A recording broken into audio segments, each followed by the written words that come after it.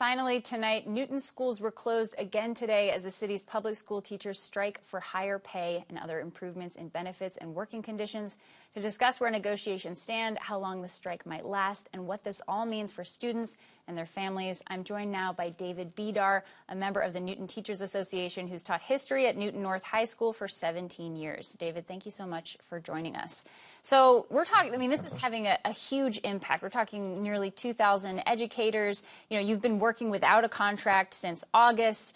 Where are we at now? Why has this taken so long? What are kind of the biggest sticking points that are delaying these negotiations? Sure. Well, thanks for having me. Start by just saying, not only have we not had a contract since it expired, but we've been negotiating, or at least trying to negotiate, since October of 2022. Just to make sure that year is picked up correctly. It's 2024, so that's not good.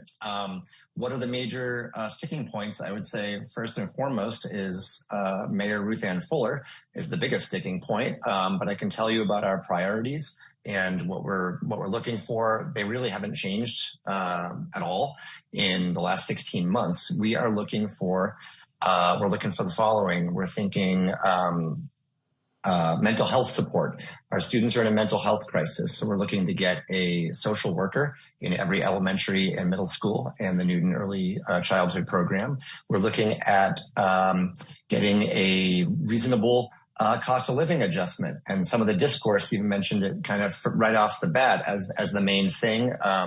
And that is how it's often sort of depicted, is that this is about pay. It's about pay in part as far as reasonable cost of living adjustments in line with inflation. But that is by no means the entirety. If folks are really paying attention to the news and being critical consumers of information, hopefully they're sifting through some of the rhetoric coming from the mayor's office and the school committee to actually listen to educators and students and parents and community members at events like the big rally we had today, hundreds and hundreds of people at 1 o'clock.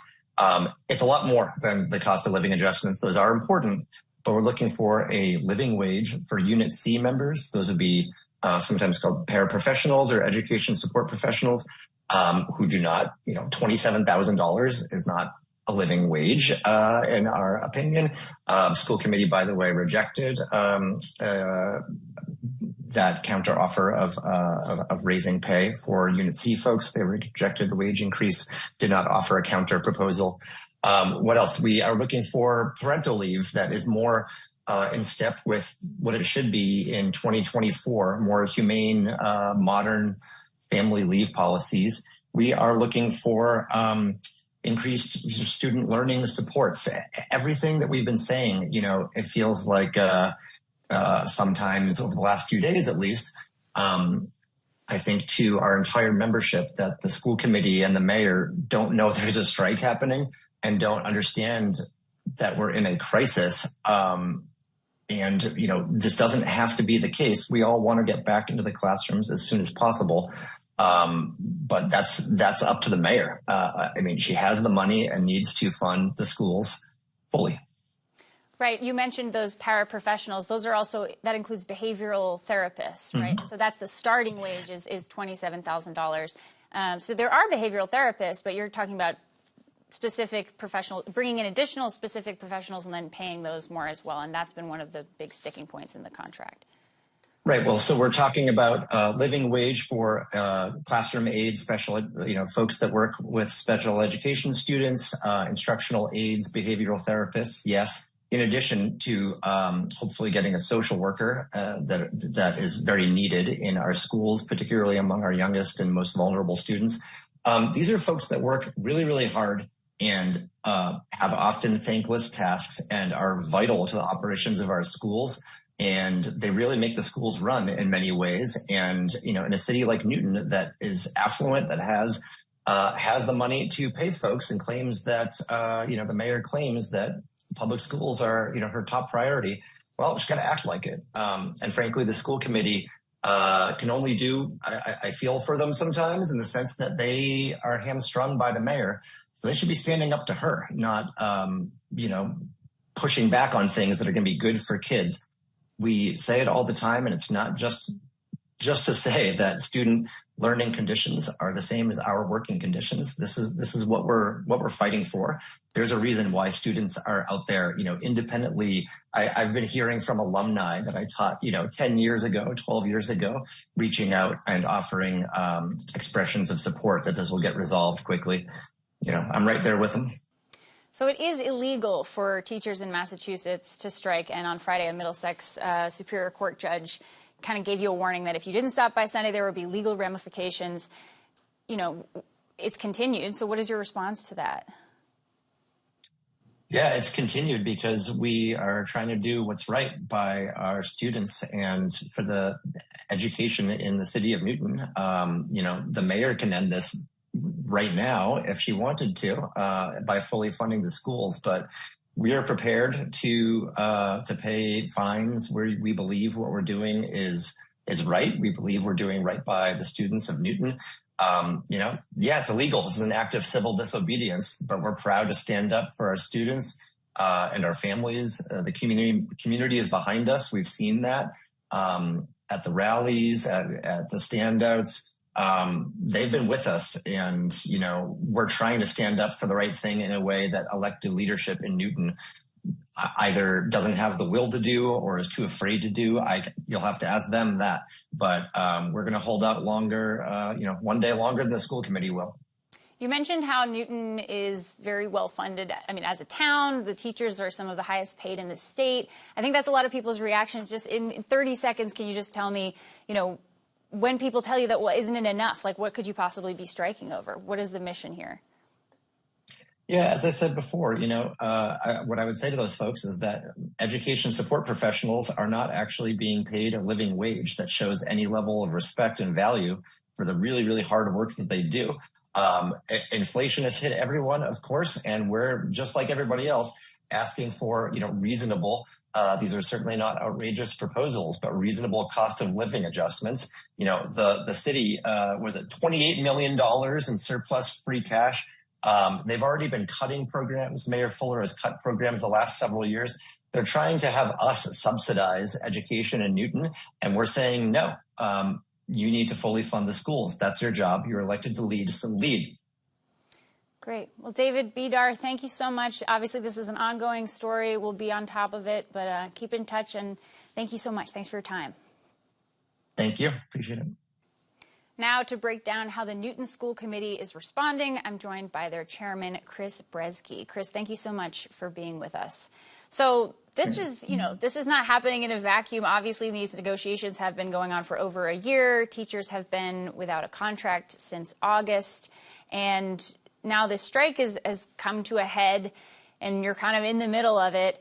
What's the holdup, right? Like, what is keeping students out of school, and what are kind of the sticking points here in terms of these negotiations?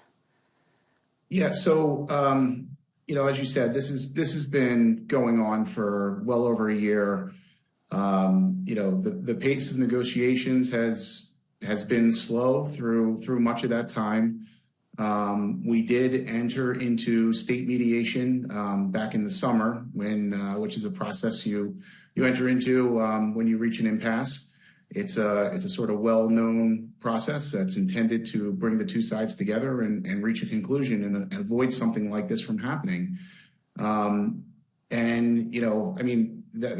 not to be lost here. What the impact of this is, this is kids being shut out of schools again after, only a couple years removed from the pandemic. I have two kids in the Newton Public Schools. I have an elementary student and a middle school student, and I mean, this is devastating to go through as a parent. In terms of the issues, there's really four major variables in the negotiation, which are compensation and the cost of living adjustments that our teachers will get, it's benefits, it's parental leave, and it's the need for the district to have the flexibility to be able to provide the services that our students require in the way they need to receive them. And, we are still negotiating on all four of those points, unfortunately. Right. We spoke to David Bedar of the Newton Teachers Association, and he mentioned how he said teachers really want to be with their students. They didn't want, a strike is a last resort to get to this point. But a couple of their sticking points, which you also just mentioned, have been rejected, including raising the starting wage for Unit C employees, so the paraprofessionals who help with behavioral health and things like that. That was rejected. He said that the cost of living raises haven't been commensurate with the cost of living in Newton or in the nearby area. How do you respond to that? Obviously, this has just been a back and forth, and there hasn't been really, despite the mediation, you haven't been able to come to an agreement. How do you respond to that? And what is the thinking behind the rejection of those proposals? Yeah. So in terms of the cost of living, I guess I'll address that first because that's sort of a very big picture issue. And, look, I won't dispute that, the increase in compensation for those folks who only receive a COLA, not necessarily for those folks who are still working their way up the salary table, but for those folks who only receive a COLA, it has not kept pace with inflation for the last couple of years. That's a reality. Guess what? That's true for most everybody in America. Municipal governments in Massachusetts are not built for 8% interest rate environments. That is what it is. And we don't dispute that. But if you look back across the average tenure of an NPS employee, they actually have kept pace with inflation. Even for those folks who only receive that COLA adjustment to their salary, they have kept pace with inflation. And that's because they were receiving COLA adjustments of, 2+% for many years when inflation was, practically zero. And so there's been this catch up, and that's a really difficult thing to go through.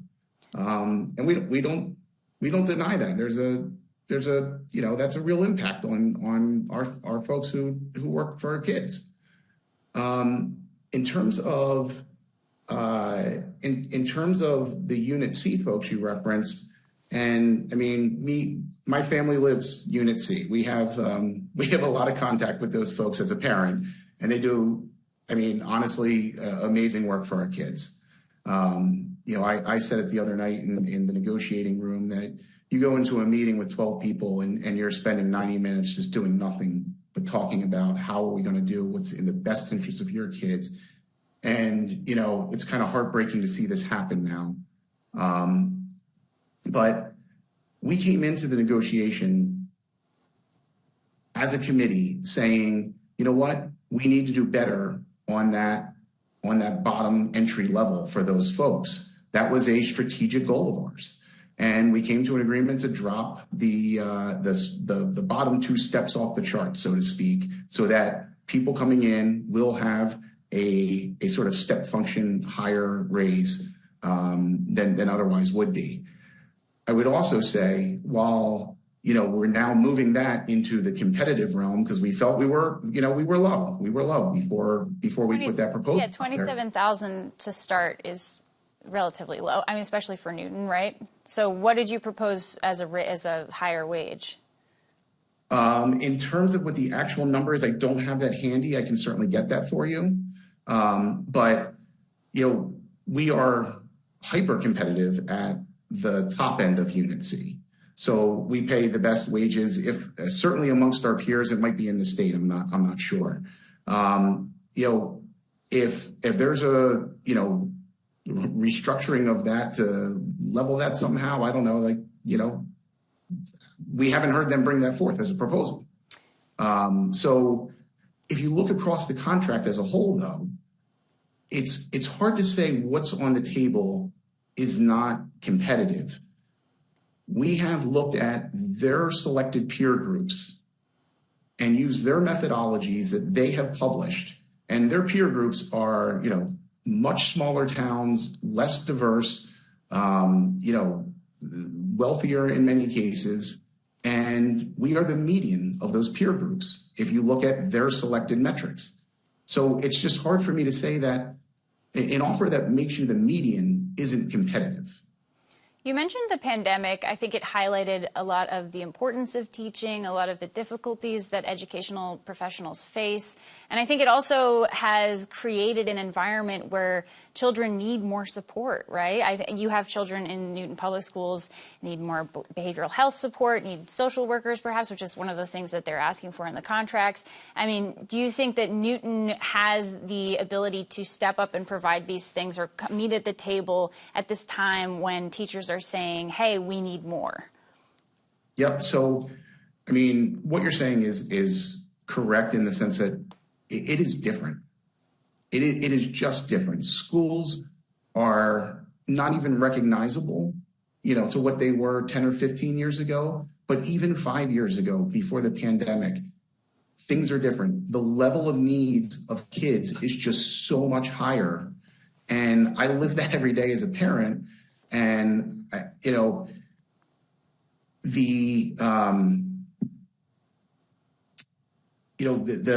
the proposals around things like social workers are things that we're addressing. So when Dr. Nolan was hired and started back in July, the first thing she did was come in and say, I need to take an audit of this whole district. I need to take a look at with fresh eyes.